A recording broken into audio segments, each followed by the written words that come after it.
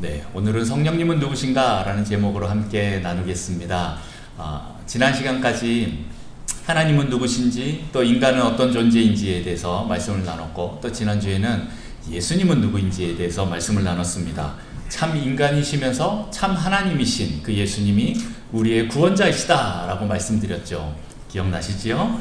네, 예수님은 십자가에서 우리를 위하여 죽으시고 부활하신 우리의 구원자이십니다. 할렐루야. 네, 그리고 예수님은 승천하셔서 하나님 우편에 계시면서 다시 오실 때까지 우리 재림 전까지 예수님께서 우리에게 한 영을 보내시는데 그 영이 바로 성령님이십니다. 오늘 우리 성령님을 바로 잘 알아야 올바른 신앙생활을 할 수 있을 거라고 믿습니다. 저는 보수적인 교단에서 자랐고, 또 여러분도 우리 교회도 굉장히 보수적인 교단입니다만은 제가 다른 신학들과 많이 비교를 해보면 이 부분들이 많이 좀 약하다라는 생각이 듭니다. 물론 오순절에 은사주의적으로 가는 것은 저는 원하진 않습니다만은 정말 건강하게 좀 알았으면 좋겠다. 아마 그런 오순절의 은사주의적인 그런 병폐들로 인해서 많은 분들이 성령님에 대해서 터부시하다 보니까 교회에서 하나님에 대해서, 예수님에 대해서 많이 말을 하지만 성령님에 대해서는 많이 말을 하지 못하는 부분들을 보게 됩니다. 제가 아는 한 목사님이 이제 합신 교수님이시고 목회 상담 교수님이신데, 이제 남서울 은혜교회에서 분리 개척을 해서 남서울 예수교회라고 판교에다가 이제 교회를 개척을 했습니다. 그런데 이분이 개척을 하고 보니까 성령님이 아니면 아무것도 안 된다라는 것을 알면서 이제 성령님에 대해서 그동안 자기가 그렇게 50여 년 동안 지금은 이제 60 넘어서 이제 곧 이제 은퇴하실 때가 됐는데, 그동안 내가 성령님에 대해서 잘 몰랐다라는 것을 솔직하게 고백하시는 모습을 봤습니다. 그러면서 성령님에 대해서 강조를 하고, 그렇게 하다 보니까 또 합신이다 보니까 또 보수적인 교단에서 성령님에 대해서 얘기를 하면 굉장히 또 태클을 거는 사람이 많습니다.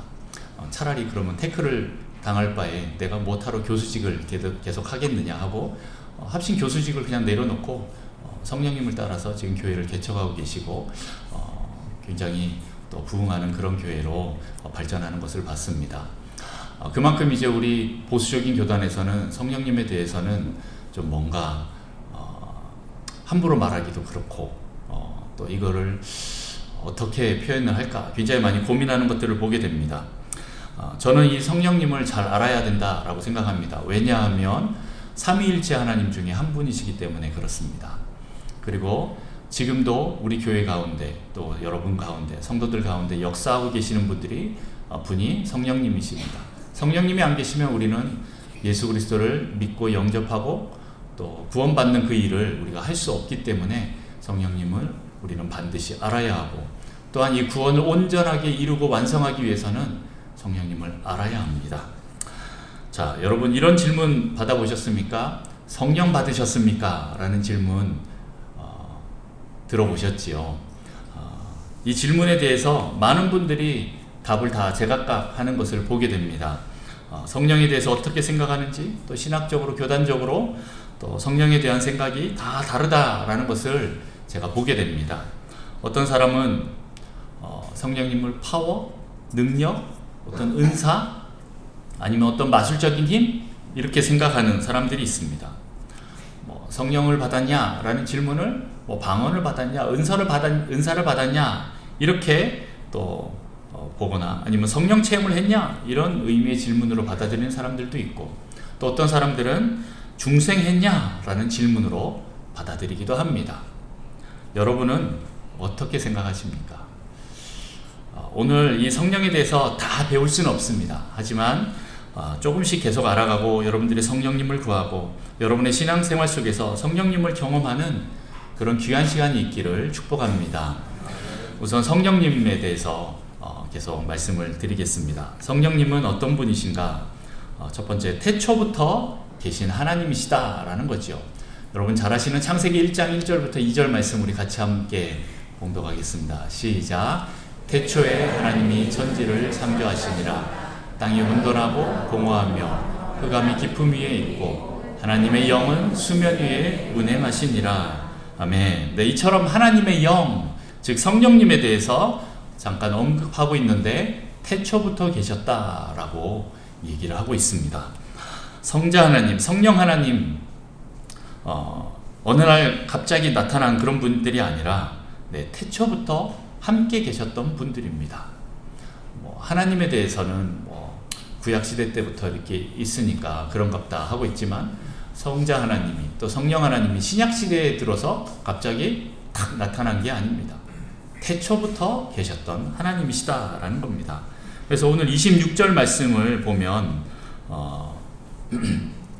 잘 알 수가 있습니다. 하나님이 이르시되 우리의 형상을 따라 우리의 모양대로 우리가 사람을 만들고 그들로 바다의 물고기와 하늘의 새와 가축과 온 땅과 땅에 기는 모든 것을 다스리게 하자 하시고 하면서 하나님이 이르시되 우리의 형상을 따라 하면서 우리라는 이 복수를 씁니다. 하나님은 엘로힘이라는 히브리 말인데 이 복수형으로 쓰입니다. 그런데 신기한 것은 그 엘로힘에 대한 동사는 항상 단수형으로 쓰입니다. 복수형과 단수형이 같이 함께 있는 단어다라는 것입니다. 여기서 우리는 삼위일체 하나님을 알게 됩니다. 여러분 삼위일체라는 말 많이 들어보셨지요? 이 삼위일체라는 것은 굉장히 중요합니다. 우리 정통적인 교회와 또 이단을 구별할 때 이 삼위일체가 제대로 되어 있는 교단이냐 아니냐 이것을 굉장히 우리는 중요시 여깁니다. 거기에 따라서 이단으로 나누냐 안 나누냐라는 겁니다. 자, 삼위일체 하나님이란 어떤 의미일까요? 오늘 주보의 말씀을 보면 우리 같이 한번 눈으로 봅니다. 성부, 성자, 성령의 세 위격이 하나님의 실체이신 하나님 안에 존재한다는 것입니다.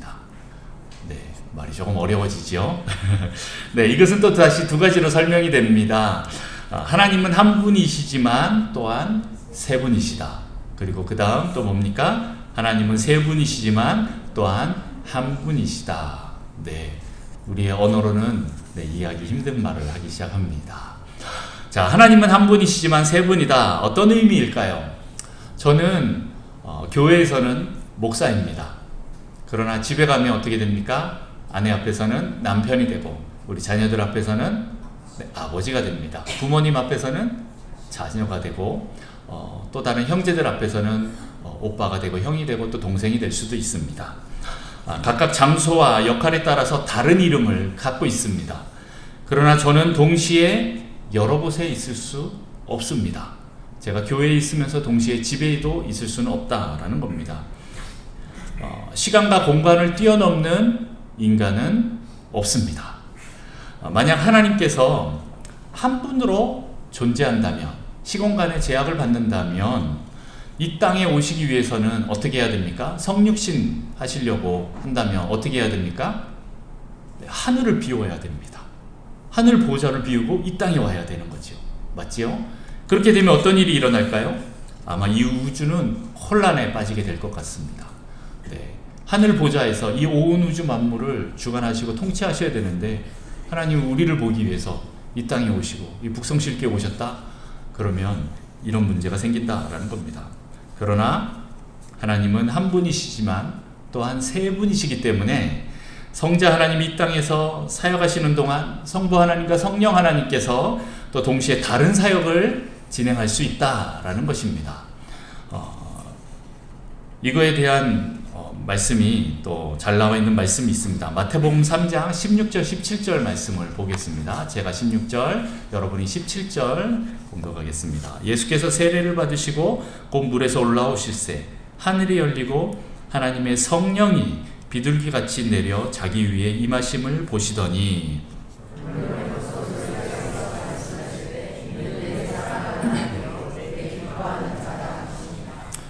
이 본문을 보면 어떻게 나옵니까? 하나님은 한 분이시지만 동시에 세 분이신 삼위일체 하나님을 잘 보여주십니다. 예수님께서 육신을 입고 오신 그 예수님께서 이 땅에 와 계시는 그 성자 하나님의 모습을 동시에 보이면서 동시에 어떻게 합니까? 또 성령 하나님께서 비둘기의 형상으로 모습으로 비둘기처럼 임하시는 그 성령 하나님이 나오고 그 다음 어떻게 합니까?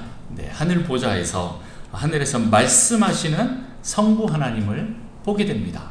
각각 그러나 동시에 역사하시는 장면입니다. 조금 이해가 되시지요? 네. 그렇게 하나님은 한 분이시지만 또한 세 분입니다. 그러나 또한 동시에 세 분이시면서 한 분이십니다. 만약 하나님이 세 분으로만 존재한다면, 그리고 거기서 또 각각 다른 사역을 행한다면 결국 서로 다른 세 신, 흔히 얘기하는 이제 삼신이 되는 겁니다. 여러분 들어보셨죠? 삼신론. 네. 하나님이 한 분이 아니시고 세 명이다 라고 이렇게 얘기를 하면서 삼신을 의미하기도 합니다. 그러나 이것은 아닙니다. 이렇게 되면 서로 다른 의견을 낼 수도 있고 또 혼란이 있을 수도 있습니다. 흔히 얘기하는 이제 그리스 신화나 이런 데 보면 막 신들이 잔뜩 나오잖아요. 네. 근데 그 신들이 서로 막 다투기도 하고 싸우기도 하고 막 그런 모습들을 보게 됩니다. 아마 이렇게 될 수도 있다라는 겁니다. 그러나 하나님은 세 분이시지만 한 분이시기에 서로 분열되거나 분리되지 않습니다. 온전하게, 완벽하게 일치하고 조화하고 또 통합하는 그런 모습을 보여주십니다. 세 분이시지만 완벽한 연합을 이루십니다. 자, 어떻게 하나님이 한 분이시면서 세 분이고 세 분이면서 한 분이시느냐? 이것은 바로 하나님이시기 때문에 가능한 것입니다. 여러분, 이 삼위일체가 이해되십니까? 저는 쉽지 않습니다. 이것을 온전히 이해한다면 그분이 바로 신 하나님일 겁니다. 제가 예전에 총신 다닐 때 신학교 교수님 중에 이제 그 심창섭 교수님이 계셨습니다. 저랑 이제 친하고 저희 아버님하고 이제 친한 교수님이신데, 이 교수님이 미국에 유학을 갔답니다. 가갖고 미국에서 유명한 신학교에서 또 전 세계에서 많은 사람들이 모여서 함께 이제 공부를 하는데, 하루는 교수님이 삼위일체에 대해서 아주 장황하게 막 설명하는데 너무 어렵더래요. 그런데 막 다 설명을 끝내고 이걸 온전히 이해할 수 있는 학생 있냐? 라고 딱 물어보더랍니다. 그러니까 이제 아무도 손을 못 들지요. 너무 어려운 걸 떠나서 도대체 인간의 머리로 이게 이해가 될 수 있을까? 뭐 이런 생각이 들었답니다. 그런데 갑자기 인도에서 온 한 그 신학생이 손을 들더랍니다. 자기는 이해가 된다고. 그래서 교수님하고 학생들이 다 눈이 뜬그레져서 이렇게 봤답니다. 가만 보니까 그 친구는 힌두교 베이직에서 왔지요. 다시 말해서 범신론, 다신론 그 사상 속에 있는 사람인데, 자기네는 이게 조금 이해가 된다, 뭐 이렇게 얘기를 합니다. 뭐 어쨌든 이거는 아마 자기 수준으로 삼위일체를 이해했을 것이다 라고 교수님이 얘기를 하면서 그렇게 삼위일체를 온전히 이해하는 사람은 없을 거다라고 이렇게 얘기를 합니다. 자, 여러분, 우리의 머리로는 하나님을 다 이해할 수 없습니다. 미국의 브라운 대학교의 대학교의 교수로 있는 스티븐 슬로몬이라는 분이 지식의 착각이라는 책에서 이렇게 말을 합니다. 얼마나 우리가 무지하고 무지한지 적나라하게 지적하고 있는데, 우리는 친숙한 느낌을 진짜 지식으로 착각하며 살아갈 때가 많다라고 얘기를 합니다. 여러분 타고 다니는 그 차에 거의 다 내비게이션 요즘에 다 있지요.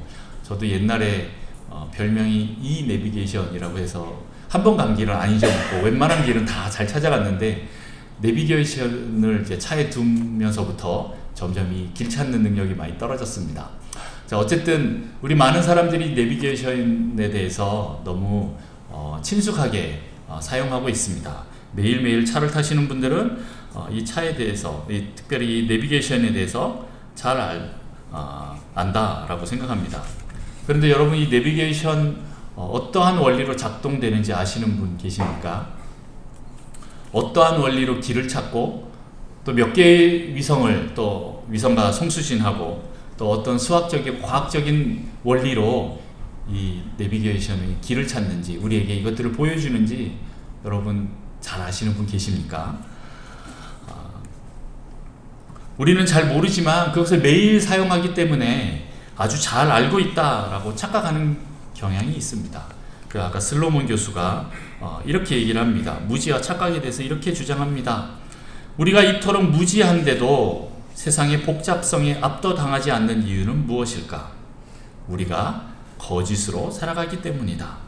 우리는 세상이 어떻게 굴러가는지 잘 안다고 여기고 사물이 어떻게 작동하는지 모르면서도 안다고 믿으며 복잡성을 무시한다.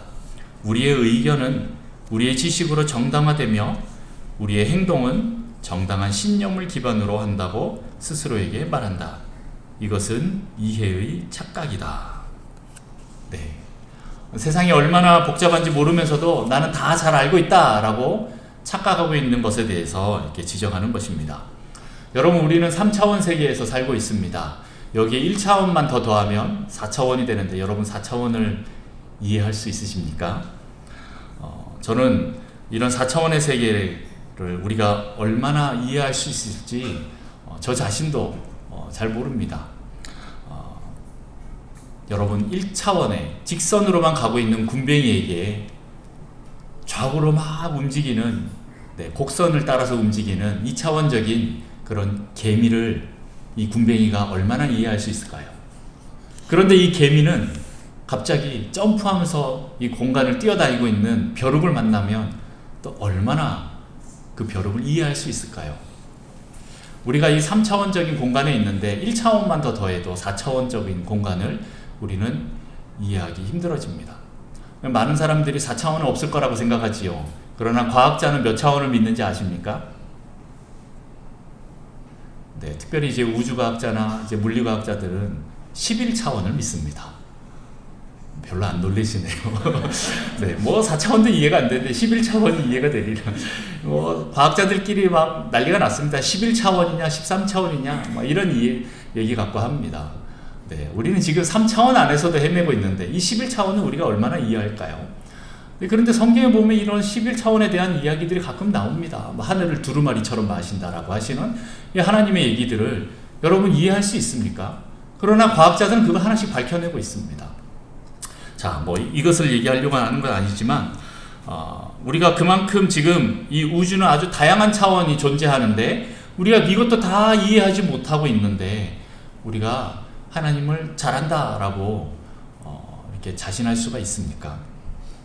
마찬가지로 기독교 신앙이 얼마나 복잡한지, 성경의 가르침이 얼마나 심오한지도 모르면서 나는 다 잘 알고 있다라고 착각하는 그런 교만을 그 오류를 범할 수도 있다라는 겁니다.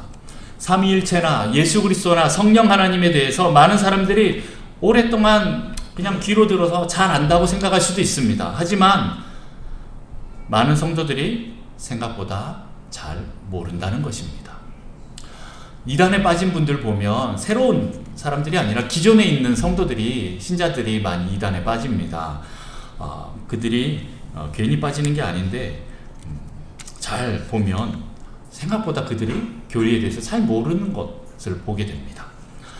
아니면 또 다른 것이 있습니다. 뭐 사랑이 갈급해서 교회보다 저 이단 교회가 더 친절하게 자기에게 다가오니까 거기가 그냥 좋아서 진리 이런 건 잘 모르겠고 하면서 가는 사람들이 있습니다. 뭐 어쨌든 여러분, 우리는 많이 잘 안다라고 생각하지만 생각보다 잘 모르는 게 너무나 많습니다. 그러나 괜찮습니다. 이제부터 계속 알아가면 됩니다.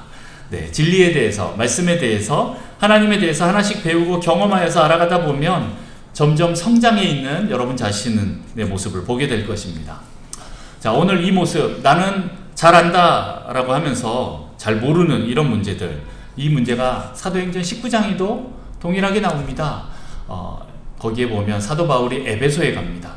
에베소 지방에 갔더니 어떤 제자들이 있는데 이 제자들이 세례 요한의 가르침을 압니다. 거기를 따른다라고 했지만 정작 그 세례 요한이 가르쳤던 분이 누구입니까? 예수 그리스도인데 그 예수 그리스도는 모르고 있는 거예요. 더 나아가서 성령이 계시다는 것을 듣지도 못했다라는 이런 무지한 말을 하면서 이들이 얼마나 심각한 상태에 있는지 보게 됩니다. 그래서 사도 바울이 에베소의 어떤 제자들에게 예수의 이름으로 세례를 주고 안수합니다. 그렇게 했더니 어떻게 됩니까? 성령님이 그들에게 임하는 장면들이 나타납니다. 그래서 방언도 하고 예언도 하는 일이 일어납니다. 성령이 계시다는 것을 듣지도 못했던 그 사람들에게 놀라운 성령 충만한 일이 벌어졌다라는 겁니다. 이 일은 주 예수의 이름으로 세례를 받을 때 일어났습니다. 다시 말해서 예수님을 믿는 것과 성령 충만을 받는 것은 구별된 일이 아닙니다. 어떤 사람은 성령 세례를 받았냐, 뭐 안 받았냐, 뭐 이게 1차 축복이냐, 2차 축복이냐, 뭐 이런 오순절에 얘기들이 많이 있는데, 이건 또 나중에 제가 또 다시 한번 또 설명을 드리겠습니다. 어쨌든 예수님 믿는 것과 성령 충만한 것은 구별된 일은 아닙니다. 성령은 예수의 영이기 때문에 주 예수 안에 거할 때 성령으로 충만하게 됩니다. 아멘. 네. 그래서 우리는 이 예수님이 말하신 그 성령님에 대해서 좀 살펴보도록 하겠습니다. 특별히 요한복음 14장부터 16장 보면 성령님에 대해서 계속 나옵니다. 물론 중간에 포도나무에 대해서 잠깐 나오지만 요한복음 14장부터 16장을 여러분 계속 보시면 예수님이 말씀하는 그 성령님이 누군지에 대해서 나옵니다. 오늘 14장 16절 다 같이 한번 봉독하겠습니다. 시작. 내가 아버지께 구하겠으니 그가 또 다른 보혜사를 너희에게 주사 영원토록 너희와 함께 있게 하리니. 네, 성령님에 대한 예수님의 설명 첫 번째는 무엇입니까? 보혜사입니다. 내가 아버지께 구하겠으니 그가 또 다른 보혜사를 너희에게 주사 영원토록 너희와 함께 있게 하리니. 보혜사는 어떤 뜻입니까? 헬라어로 파라클레토스라고 하는데 이는 위로자, 돕는 자라는 뜻입니다. 여기서 예수님은 성령님을 인격자로 지금 설명하고 있습니다. 인격자로 소개하고 있습니다. 어떤 사람들은 성령님을 파워고 능력이고 어떤 은사고 마술적인 힘이다 라고 생각하는 사람들이 있는데, 성령님은 인격을 가지신 하나님이십니다. 성부 하나님도 성자 하나님도 인격자이신 하나님이시고, 또 성령 하나님도 인격을 가지신 하나님이십니다. 인격을 가지신 분이기 때문에 우리를 돕는 인격자이면서 동시에 위로자이고 돕는 자라고 말하고 있는 것입니다. 우리는 성령 하나님을 인격적으로 만나야 합니다. 인격자이신 성령 하나님과 사귐을 통해 그분을 닮아가야 합니다. 그리고 우리도 성령님처럼 다른 사람들에게 위로자와 돕는 자가 되어야 합니다. 자, 17절 말씀을 또 보겠습니다. 17절 같이 읽습니다. 시작. 그는 진리의 영이라 세상은 능히 그를 받지 못하나니 그러나 너희는 그를 아나니 그는 너희와 함께 거하시며 또 너희 속에 계시겠습니다. 아멘. 두 번째는 무엇입니까? 진리의 영이다 라는 거죠. 이번에는 예수님께서 성령님을 진리의 영이라고 부르십니다. 세상의 영이 아니라, 거짓의 영이 아니라 진리의 영이십니다. 진리로 말씀하시고 진리를 통해서만 자신을 보이십니다. 그래서 성령님과 사귀고 교제하는 사람들은 진리 안에 거하게 됩니다. 할렐루야. 그래서 그 진리가 우리의 삶을 통하여서 드러나게 되는 것이죠. 성령님과 교제하는 사람은 그의 삶을 통하여서 진리가 계속 드러나게 되어 있습니다. 네, 그리고 26절 말씀입니다. 26절 말씀도 다 같이 읽습니다. 시작. 보혜사 곧 아버지께서 내 이름으로 보내실 성령, 그가 너희에게 모든 것을 가르치고 내가 너희에게 말한 모든 것을 생각나게 하리라. 네, 세 번째 말씀을 가르쳐주고 생각나게 하시는 그 성령님에 대해서 지금 예수님이 설명하고 있습니다. 성령 하나님은 우리에게 주님의 말씀을 가르쳐 주십니다. 그리고 생각나게 해주십니다. 내가 이해할 수 없는 말씀, 그 말씀 깨우쳐 주시고 또 필요할 때마다 생각나게 하신다라는 겁니다. 우리가 항상 성령님의 도우심을 구해야 하는 이유가 여기에 있습니다. 제가 만약 길을 가다가 누군가 저에게 와서 제 뺨을 때렸습니다. 제 오른뺨을 때렸다 칩시다. 그러면 여러분은 어떻게 하겠습니까? 네. 그럼 목사인 저는 어떻게 하겠습니까? 네. 저는 여러분과 비슷한 반응을 보일 거라고 생각되는데요. 네, 어쨌든 누군가가 제 뺨을 때리면 네, 제 안에서 어떤 마음이 들겠습니까? 그런데 그 순간 누구든지 내 오른편 뺨을 치거든 왼편도 돌려대라 라는 말씀이 갑자기 생각났다라고 칩시다. 그러면 어떻게 하겠습니까? 아니, 이 사람이 왜 내 뺨을 때리지? 야, 너는 2대 맞아, 일로 와! 하고 뺨을 때리려고 하다가 이 말씀이 생각나서, 갑자기 이 말씀이 떠올라서, 그래, 이 말씀에 순종하자 하고 내 분을 사귀고 또 웃으면서 왼뺨을 돌려대는 그런 저를 발견하게 될 것입니다. 이렇게 결정적인 순간일 때 성령님이 우리에게 역사하십니다. 어떻게 해요? 말씀으로 역사하십니다. 말씀을 떠오르게 하실 것입니다. 만약 말씀이 없이 살아간다면 우리 불신자와 신자의 구분이 어떻게 되겠습니까? 저는 여기에 있다라고 생각합니다. 말씀대로 살고 말씀대로 순종하고자 하는 그 사람에게 저 사람은 신자구나, 저 사람은 불신자구나 라는 그런 구별이 일어날 것입니다. 말씀이 생각나지 않고 말씀이 삶을 이끌어가지 않는다면 내가 아무리 목사라고 해도 불신자와 다를 바 없는 사람이 될 것입니다. 위기의 때, 결정적인 순간일 때 성령님은 말씀으로 우리를 이끄십니다. 그래서 우리는 항상 말씀을 가까이 하고 있어야 합니다. 우리가 성령 충만한 비결 중에 하나가 이 말씀을 가까이 하는 것입니다. 날마다 말씀을 묵상하고 암송하고 가까이 할 때 이 말씀을 통해서 성령님께서 역사하십니다. 자, 그 다음 또 네 번째 요한복음 16장 7절 8절 말씀을 보도록 하겠습니다. 제가 7절 여러분이 8절 이렇게 읽도록 하겠습니다. 그러나 내가 너희에게 실상을 말하노니 내가 떠나가는 것이 너희에게 유익이라.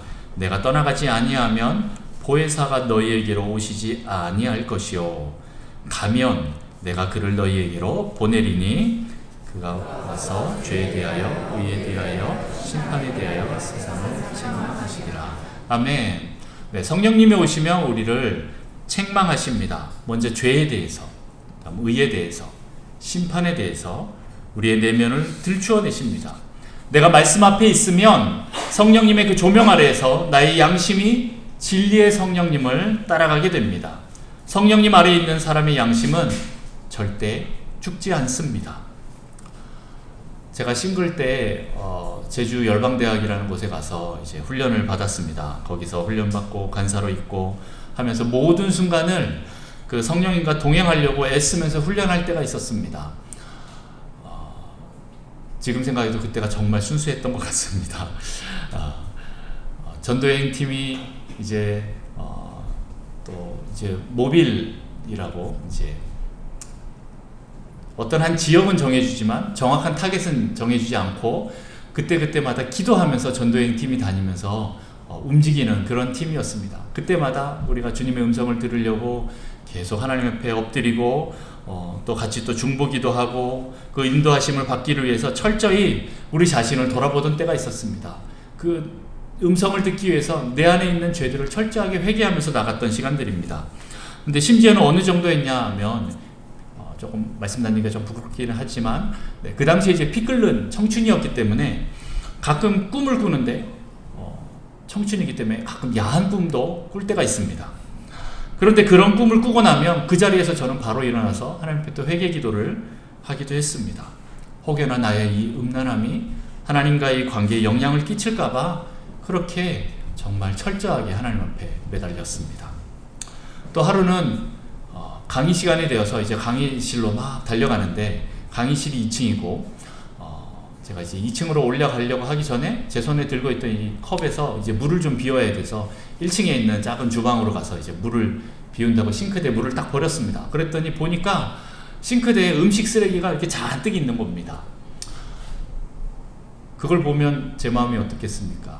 아니 어떤 놈이 자기가 이게 해놓은 걸 치우질 않고 이게 다 공용으로 쓰는 데이기 때문에 자기가 어지른 것은 자기가 치우는 게 그 훈련 방법 중에 하나인데 제가 그때 간사였는데 어떤 학생이 누가 여기다 이걸 버리고 간 거지? 하고 제가 얼굴을 찌푸리면서 속으로 욕을 했습니다.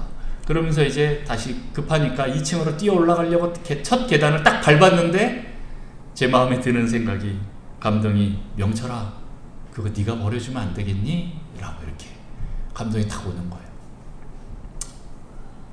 제가 어떻게 했을까요? 네, 두 번째, 세 번째 계단까지 올라갔습니다. 그랬다가 다시 뒤로 빠꾸했지요. 처음에는 못 들은 척 하려고 3계단까지 올라갔습니다.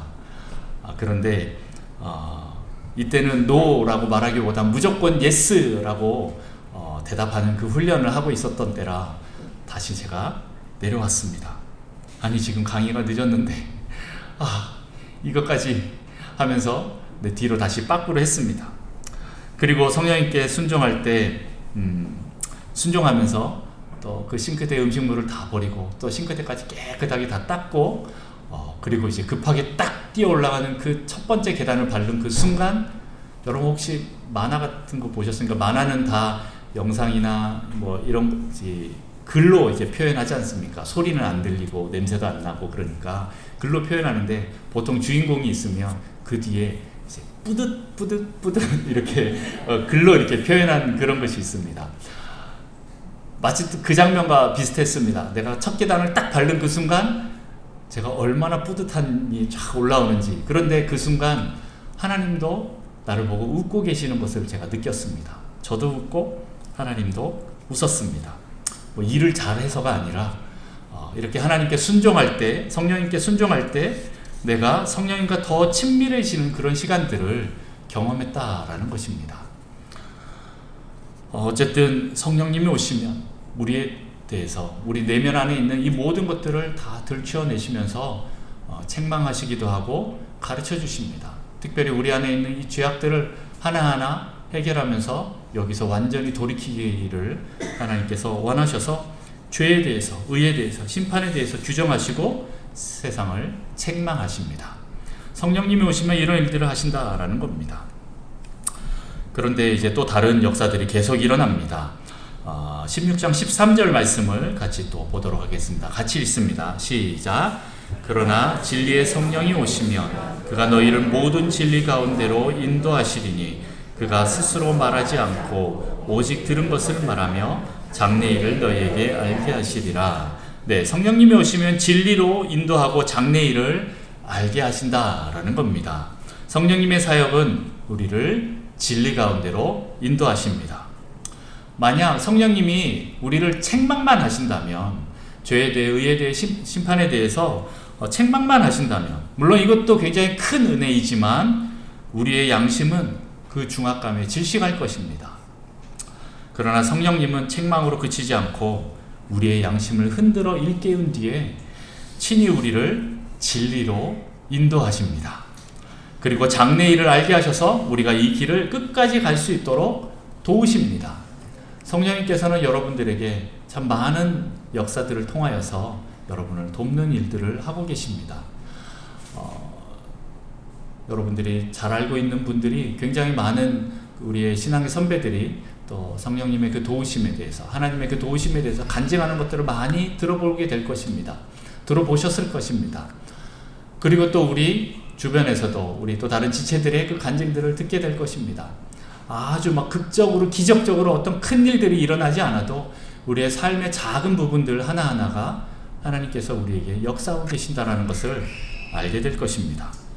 이렇게 성령의 사역은 열매를 맺게 될 것입니다. 맺게 됩니다. 우리에게 역사하셔서 감동을 주시고 또 말씀을 주십니다. 제가 대중 앞에 설교하는 이 설교 말씀과 또 제가 각 가정에 가서 신방하는 그 설교 말씀이 다 다릅니다. 신방 가서 각 가정에 맞는, 그 가정에 맞는 말씀을 뽑아서 제가 기도하고 받아내서 설교를 합니다. 어떤 가정은 이게 맞나 싶을 정도로 좀 의아한 말씀도 있고, 어떤 때는 이 가정이 정말 딱이다 라는 이 말씀을 제가 받아내서 설교를 합니다. 혼란스러울 때도 있지만 저는 다 순종함으로 선포합니다. 한 가정 한 가정 제가 다 기도하면서 실은 말씀을 받고 있는 것입니다. 그냥 제 생각으로 한다라기보다는 지금 기도하면서 그 말씀을 받아서 그 가정에 가서 선포합니다. 이게 맞는지 틀리는지 그거는 주님께 맡깁니다. 그런데 거의 가보면 거의 대부분 맞는 것을 보게 됩니다. 저는 그 가정을 100% 알지 못합니다. 그러나 이 말씀을 가지고 가서 선포할 때 또 그분과 또 대화하고 이런 것들을 나눌 때 보면 이 말씀이 정말 이 성령님께서 이 가정을 위한 말씀이구나 라는 것들을 깨닫게 되는 경우가 많습니다. 이렇게 성령님은 우리에게 감동과 말씀으로 인도하십니다. 여러분, 제가 말씀 전하는 거 아무 생각 없이 받지 마시고 여러분 믿음으로 받으시기 바랍니다. 그렇게 받으실 때 여러분 안에 엄청난 일이 일어날 것입니다. 자, 그리고 그 다음에 성령님은 우리를 위로하시고 사랑하시고 소망으로 부어주십니다. 실은 이것들을 다 하나하나 살펴보고 싶은데 시간이 없어서 그냥 쭉 넘어갑니다. 여러분 암울하고 절망적일 때, 포기하고 싶을 때 성령님은 우리를 붙잡아 주십니다. 그리고 성령의 능력으로 우리를 소망이 넘치도록 하게 하십니다. 위로와 사랑과 소망으로 우리를 다시 세우십니다. 그리고 우리를 거룩하고 흠이 없게 하십니다. 그리고 주의 영이 계신 곳에는 자유함이 있습니다. 그리고 그분의 능력으로 우리를 치유하시고 회복해 하십니다. 그리고 그 능력으로 복음 전하는 일에 우리를 사용하신다라는 겁니다. 여러분 지금 국내보다 선교지가 더 이런 성령의 놀라운 역사들이 많이 일어납니다. 기적들이 많이 일어납니다. 그곳에서 성령님을 더 의지하고 매달리는 일이 많다 보니까 그런 기적들이 더 많이 일어나는 것을 보게 됩니다. 어떤 분들은 사도행전에 나타나는 그 기적들이 그냥 그 성경시대에만 일어난 것이고 지금은 안 일어난다라고 하는 사람들이 있습니다. 지금 여러분에게 안 일어날 뿐이지 선교지에 가면 지금 계속 일어나고 있는 것을 보게 됩니다. 어떤 사람은 병원에 가서 수술을 하라라고 했지만 믿음으로 하나님 앞에 기도했을 때 그 병이 낫는 것도 있고, 어떤 사람은 안경을 벗어 던지는 일도 있고 목발을 벗어 던지는 집어 던지는 그런 일들도 막 일어납니다. 어떤 사람은 맹장이라고 빨리 큰 병원에 가서 수술하라고 했지만 또 기도하면서 또 낫는 그런 일들도 경험하고 그런 일들이 계속 일어납니다. 자, 여기까지는 많이 들어서 조금 이해하시겠지요. 뭐 주변에서 보니까. 그런데 어떤 그 어린이 전도여행팀이 인도에 갔을 때 기차역에서 딱 내렸는데 어떤 거지가 그들에게 구걸을 하는 그 거지를 봤는데 그 거지가 보니까 종아리 밑으로 발이 없는 거지였습니다.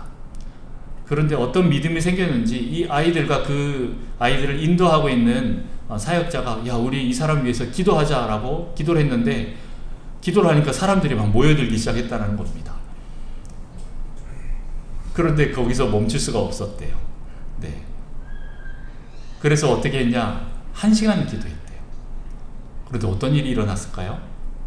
네, 여러분 상상하는 그 일 이상이 일어납니다. 점점 다리가 자라서 발이 생겼답니다.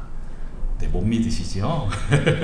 네, 믿음으로 받으셔야 됩니다. 지금도 이런 일들이 일어나는 것을 제가 듣고 있습니다. 그런 부분들에 대해서 어떤 기적적인 일은 나에겐 안 일어날 거야 라고 여러분 생각하지 마십시오. 여러분 이 모든 것을 믿음으로 받으셔야 됩니다. 지금도 복음을 전하고 교회를 세우고 사람을 살리는 일에 그리고 또 하나님께 영광을 돌리는 일에 성령님은 지금 큰 역사를 일으키고 있는 것입니다. 그리고 성령님은 우리의 삶에 그렇게 또 성령의 열매를 맺도록 도와주십니다.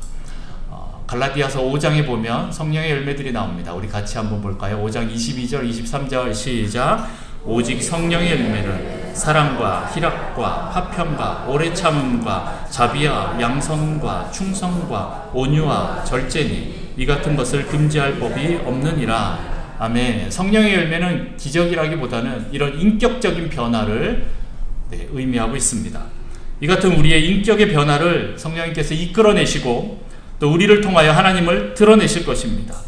여러분들은 성령의 은사를 많이 받았다고 하면서 또 어떤 사람들은 방언하고 예언하고 치유하고 온갖 은사를 다 행하는 사람들이 있는데 그 사람이 사랑은 없고 죄송합니다. 말을 막 해서 성격이 지랄 같고 그런 사람들이 있습니다. 성령의 은사는 많은데 성령의 은사는 받았다고 하는데 우리가 이해할 수 없는 언행과 인격을 가진 사람들이 있습니다. 그 사람들은 그냥 은사만 받은 것이지 성령의 열매를 맺는 삶은 아닙니다. 성령님은 인격이시기에 그분과 교제하면 그분을 닮아가는 것이 정상입니다. 성령님이 우리 안에 거하시면 우리의 인격은 변화가 일어나고 이런 자들이 성령의 열매를 맺는 것입니다. 자, 여러분 성령님과 사귀고 교제하십시오. 성령을 하나의 능력, 은사로만 생각하지 마시고 성령님과 대화하시고 또 교제하면 우리는 점점 성령 충만한 삶을 살게 될 것입니다. 날마다 말씀을 묵상하고 기도하면서 주님과 함께 할 때, 그리고 그 말씀에 순종할 때 우리는 성령으로 점점 충만해지는 것을 경험하게 될 것입니다. 그렇게 성령 충만할 때 우리는 이 구원을 온전히 이루고 완성할 수 있습니다.